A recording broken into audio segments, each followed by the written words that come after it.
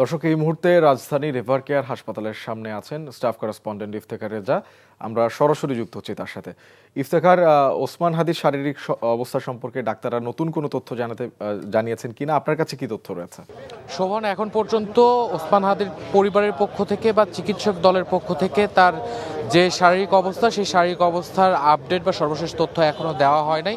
তবে কিছুক্ষণ আগেই হাসপাতালের ভেতর থেকে ওসমান হাদিকে দেখে বের হয়েছেন গণ অধিকার পরিষদের সাধারণ সম্পাদক রাশেদ খান। তিনি মূলত তার দর্শনার্থী হিসাবে যতটুকু দেখে এসেছেন সেটি বলছিলেন তিনি।